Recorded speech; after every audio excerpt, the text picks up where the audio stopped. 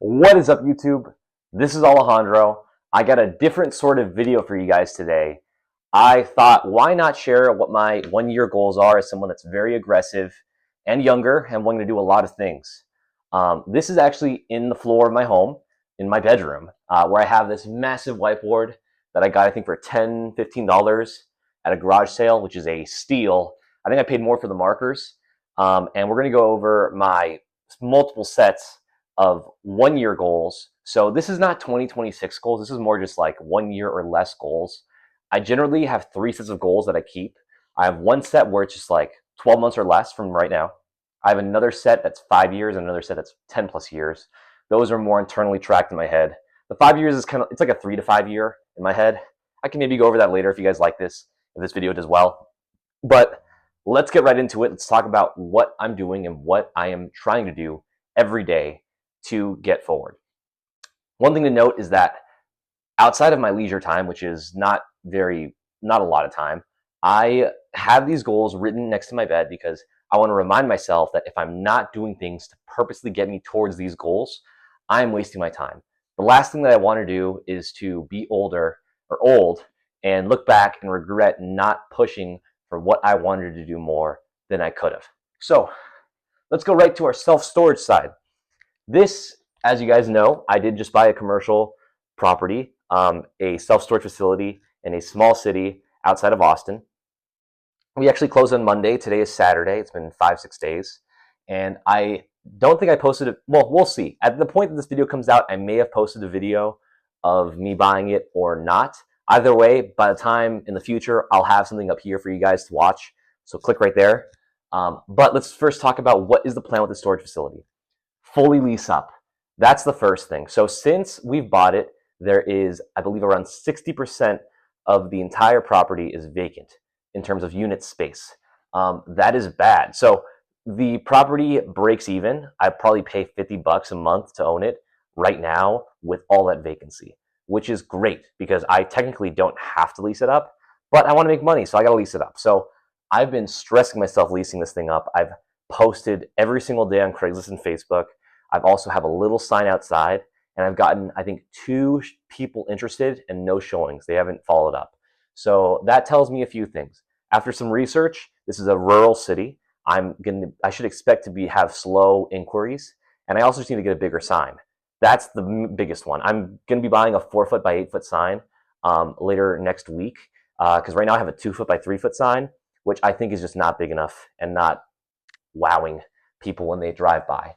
This lease up also includes a food truck that I'm looking to put, and I have all that land that I'm not in as big of a rush to rent out. It's more just the food truck and the units. The land I can figure something out later because that's more of a, requires a little bit more creativity in terms of marketing it out and thinking of good ideas. But for now, those 2 big things would make me happily profitable.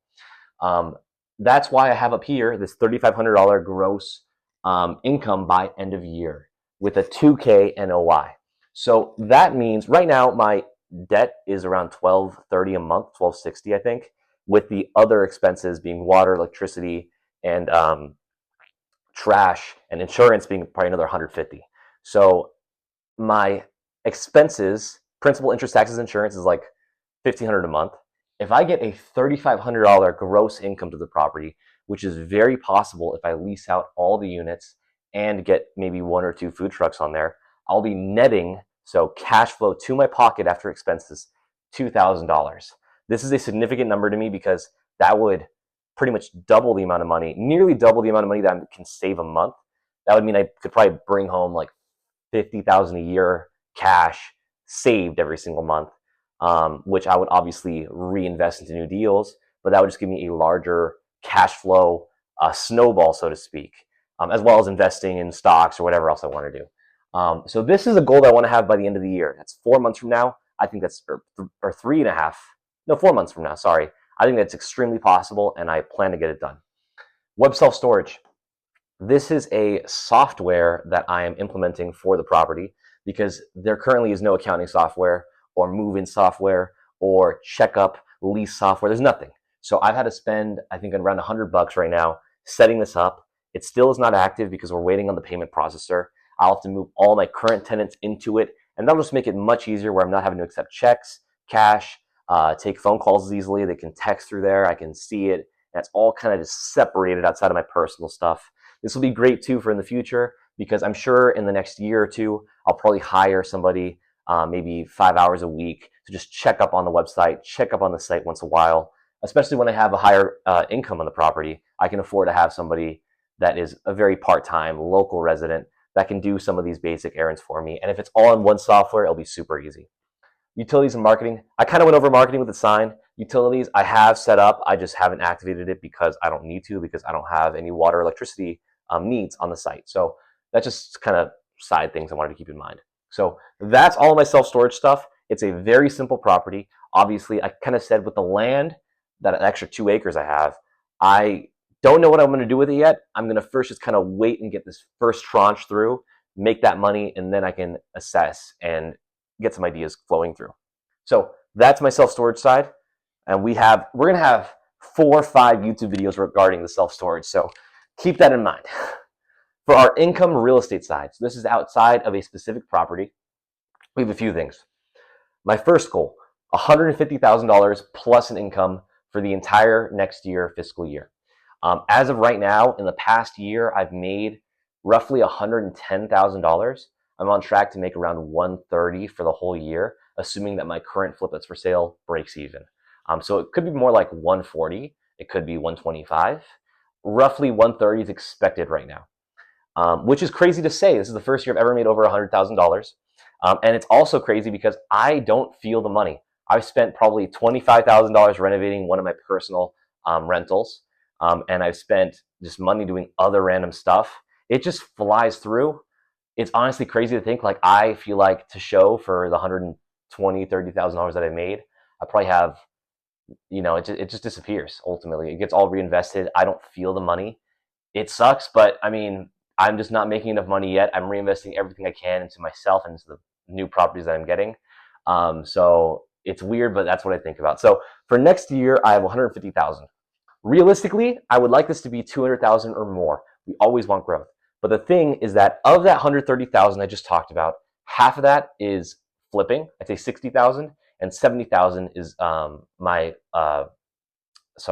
job, my W-2 income. I will stop flipping soon. So this is assuming that I have to find a new avenue for real estate to make money in. This could be $250,000 if I find something awesome, but I don't know. So there's going to be probably a period in Q1 2025, maybe even late this year, where I'm going to be trying to dissect different strategies that are not talked about or as glamorously talked about on YouTube or on Google to see what is lucrative and can make money. Even, it doesn't have to be in 3 months like a flip. It could be in 8 months. I just got to figure something out that I could do that will make money outside of course, acquiring more. And realistically, it's going to probably be auctions. It's going to probably be tax liens. It's going to probably be flipping in a larger scale. So buying a 20,000 square foot office building and flipping it. Something along those lines. I've yet to get it done, but I'm going to figure something out.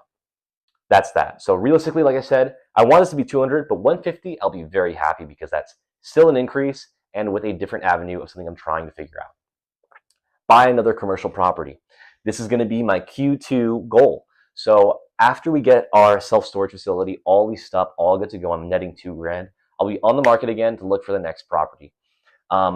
It could be a similar deal. It could be a different deal. It could be a syndication where I get multiple investors together. It could be anything. I'm open to all deals and all asset classes: office, industrial, multifamily, more self-storage, land deals, parking lots, anything. I just need to find something that makes money. At this point in time, I don't care. I just need to make more money. I need to buy more. I need to make more money. I need to own more real estate. And the good thing is that because I own something now and I'll be making more money, I'll have a greater position. It will not be my first rodeo, so to speak. I'll be able to come in with a lot more leverage and experience and buying power than I did before. And that also gives me the chance to argue and to demand for more and possibly even blue ball the seller, because at this other self-storage deal, I didn't bring it up, but I had an issue with the seller right before closing, and I wanted to threaten to back out, but I'm so excited for the deal that I closed anyways. I will actually threaten to back out next time because I own something now. So that's that. Q2, end of Q2, that's going to be in 10 months from now. Promoted to APM in my job. So for you guys that don't know, I actually still work a full-time W-2 job. I work more than 40 hours at the job, probably 50 to 55 average a week, with some weeks hitting 70 and some weeks hitting 40. It's a awesome job. I'm essentially a assistant developer is the best way I could say it, for schools and for medical facilities. My goal is to be promoted from a coordinator to an APM. My office is only 2 people, so I'm basically doing APM work already, but I want to have the title change just so I can throw it in my resume, and of course, a nice salary bump as well. That should be expected by probably June of, or Q2 again, of 2026. At December, I'll be having my first set of, like reviews. No salary change, I've been told. So I'm going to be going over with my boss, because it's just me and one guy, what exactly is my path of progress to become an APM, and focus on that. There's a whole bunch of mini line items in here about improving at that job, but that's not the goal of this channel. The goal of this channel is my personal growth and my side stuff. My job is awesome. I love my job. I work a lot in my job, and I am very happy with how it's going over there. But this is my goal, job related.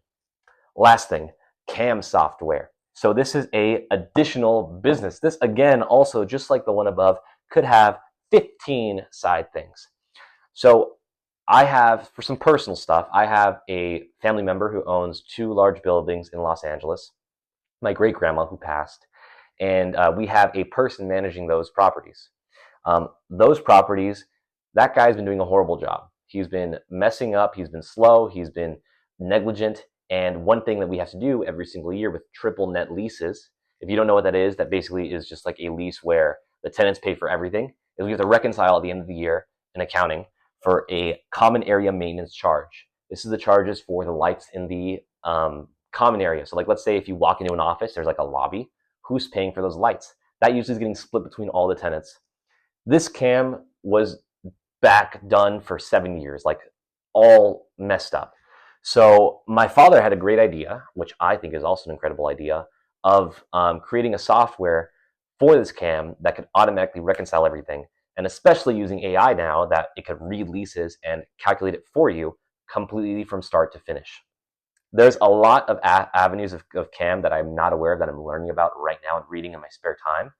Cam pools with high rises, retail cam versus office versus storefront cam. There's a lot of learning I got to do on the side. I'm actually meeting with a guy who does cam all the time for large buildings to kind of assess the feasibility.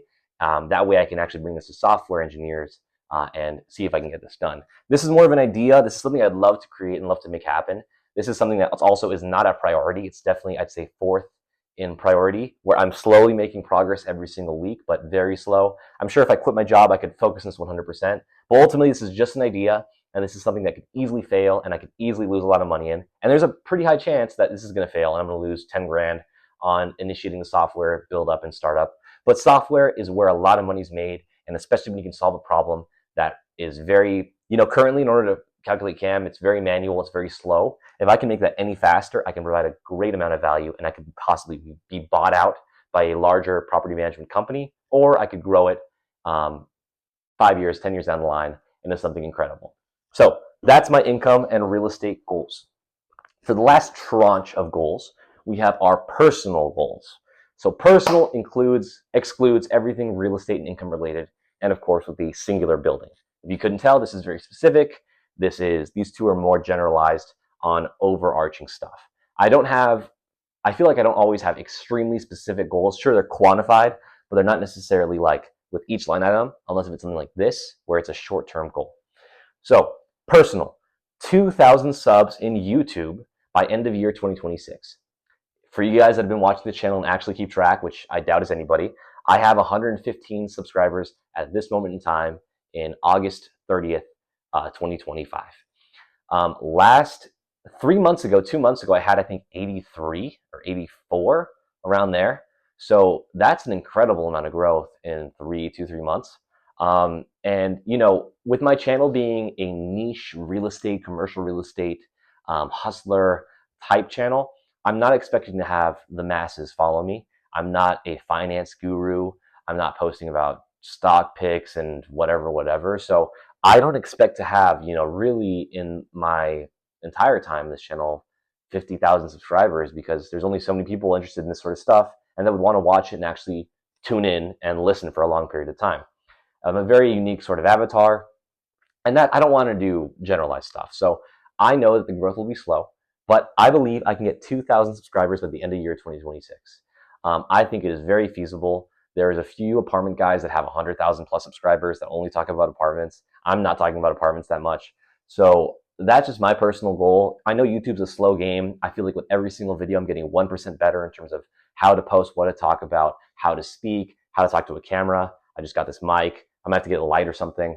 So it's slow and steady. It's just being a little bit better over time because I know having a personal brand is extremely important in any sort of business, and any sort of, it will create a way for me to produce more income and also have people that will listen to me and take my advice and possibly work together with. And it also gives credibility. Newer daily driver. For those that know me in person and in real life, I've had the same car since I was, I believe, 19. So 4.5 years, almost 5 years now. No, I've had this car for 5 years, 5.5 years. Oof. Since like the beginning of COVID. It is a 2009 Volvo S40. I'll have it pictured here. I've had the bumper stolen. I've had the windshield cracked 3 times. I've had the upholstery be falling apart, and I've had the AC broken twice. In all these repairs, I have had them sit for extended periods of time, and it has become embarrassing now for me to continue driving this car, even though it's a reliable car. It has only 100 and something thousand miles. It's very low mileage, 120, I think, or 30. For that year of car and for that type of car, it's actually extremely low, and it's overall been very reliable outside of the AC and cosmetic issues. But it's just embarrassing because I have, a decent amount of properties. I'm doing decently well financially, and to continue having this beater car kind of sucks. I do have a truck as well, which is awesome, and it's a great car in terms of my work stuff, but I don't drive it every day because it's not as very good mileage. So I need to get a new daily driver. I'll probably pick up like a 2015, 2016 Honda Accord or some like really reliable, decent car. I just need something newer that isn't super ugly, and I can bring people in and not feel ashamed and embarrassed in my car. Because my car is in bad condition, I keep it messy on purpose. It's like a little internal thing that I do where it's just like I hate this car, I want to get something nicer. And I've wanted to get a Porsche for over a year and a half, which will cost like $25,000. But it just isn't worth it because I know that every single dollar right now should be put into reinvesting into real estate. And I will have plenty of money to get a nice supercar in 20, 30 years from now. So that's a daily driver. Read 150 to 100 pages a week. This is for books. So I've been off and on with my reading. There'd be 2-3 months at a time where I'm reading 2-3 books a month. So 6-7 books in a short period of time. And then I don't read at all for like 4 months, 5 months. I've been doing that pretty consistently for the past year where I'm reading a bunch and then I'm reading none. And I can make excuses like work, the gym, I'm tired, whatever, but there is no excuse. 100 to 150 pages a week is not that much. That's probably 2.5 pages of reading max, assuming it's a dense book. So I think I should be able to easily break that goal. I'm probably going to start this next week because I got to buy new books. But that's going to be a new goal just so I can stay consistent with my amount of reading, where I'm not, getting tons of knowledge and then not getting any and then getting tons. This is more of a personal side thing. Reading has been overall very helpful because I read a lot of autobiographies of similar multi-billionaire developer and real estate moguls throughout the centuries, and also just oil barons and other very smart businessmen.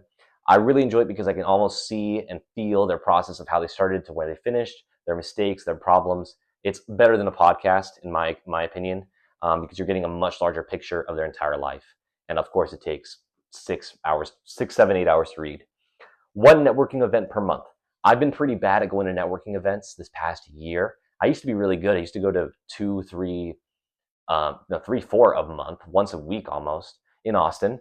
I just need to go to at least one a month. This is when I would go to networking events a lot is where I found my private money lenders, where I got a lot of really good contacts. And by not doing that, I'm not getting new contacts, at least as often as I used to. I still meet new people online all the time. Thank you to you guys that always reach out to me. But in terms of contacts, with you guys that reach out, you guys are more of a newbie that I'm explaining new things to, which is incredible. But I need to be surrounded by more veterans that are deep in the game that can spit out some really good advice and knowledge to me. So that's a big thing that I need to start doing more often. I'll probably start this in November, October, after I get this thing for work out of the way. Hosting a networking event. This is a goal that I've had, I think, for a year or two. Of course, now I feel like I'm actually experienced enough to host one and know what to do because I've been to enough of them. But I remember when I moved to Houston 2 years ago, or a year and a half ago, I went to a bunch of networking events over there for real estate. And I remember I noticed that the guy, I remember I asked him how much it cost to book the venue. He said it was like $150 to book the space for like 2-3 hours. And then he had to rent all these chairs for like another $150. So $300 an event. He did them once a month.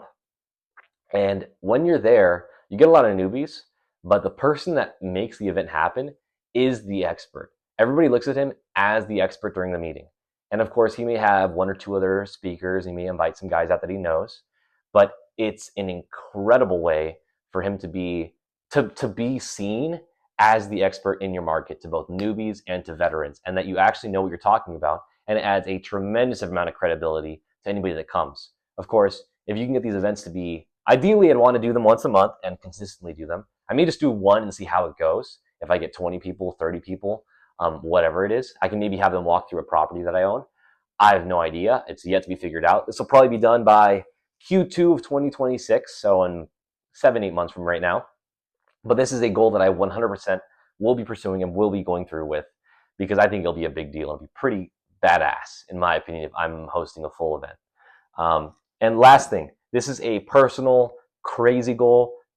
Again, with all these goals, don't feel the need to copy me. This is just my personal stuff. I'm crazy. Don't follow me, actually, and don't do what I do, but listen to what I say, and you can have your opinion on it. I want to work 20 more than 24 hours once a week consistently. So for those that don't know, which is probably most, I sleep probably 6 to 6.5 hours a day every week, all the time. And then I'd say once every 3 weeks, I have a day where I sleep like 12 hours. And I consider that my catch-up day. I think for me to sleep what I'd want to sleep, it'd probably be 7.5, 7. I can sleep consistently at that time. I think I need less sleep than most people, but it's definitely still a decent amount of time. So I've talked to my dad a lot about this sort of stuff, and he's told me that in his busiest heydays, when he was running all sorts of stuff and he's in his prime, he's working double days multiple times a week. So when I say double days, I mean 36 to 48 hours of straight working with twice a week with sleeping in between, and of course a few naps. I obviously cannot do that right now. That takes practice to do, just like anything. You can't just wake up and be able to work 2 full days. It takes a systematic amount of time and build up and reps, so to speak, to get to that level. But the first step, I think, is to be working for 24 plus hours in a day. So once a week, not twice. So this would probably consist of me waking up at 7 a.m., me going to work, going home, working more at work, working through the entire night, going to work again, and then finishing at 4:30 or 5, maybe leaving a little bit earlier because I worked the entire time, going home, sleeping, and then waking up probably like at 3 p.m. and doing another long day, so to speak. So it'll be like 3 a.m., 4 a.m., doing a long day. So that'd be like a 10-hour sleep, then doing a long day of a 16, 17-hour day, and then kind of going back to normal once a week. So that's my goal, probably starting December, or no, I'll have vacation. Probably January of next year, the beginning of next year, I'll probably start trying to do that. Because at that point, I plan to have this thing leased up. I plan to be working on the cam, probably more YouTube stuff, as well as looking for more properties. So I should have plenty of work to do. Even now, some days I'm like, man, I wish I could have stayed up longer, and I'm sure I could have. But I'm trying to savor the last bit of freedom that I have, because I already feel like I don't have much freedom. So those are my goals. These are my crazy inside thoughts. This is what I look at all day. This is right in front of my bed. I look at this every single day when I get up and go to the restroom. And again, I'm insane. You don't need to copy me. This is just me being extremely hard-headed and just ridiculous. Like, most people would look at this and just be like, you're crazy, you're ridiculous, why are you doing this to yourself? But I've always loved to test myself. I love to push myself. This is just who I am, what I love to do, what I want to do, and nothing's going to stop me. So if you like the video, you are watching the video. Subscribe, like, rate, comment. talk to me, text me, go to my LinkedIn. I want to meet as many of you as I possibly can because your network is your net worth. And thank you so much again for watching this. I'll have more videos. I plan on still making once a week videos consistently until I die, probably. So we'll see about that. But talk to you in the next one. Have a nice day.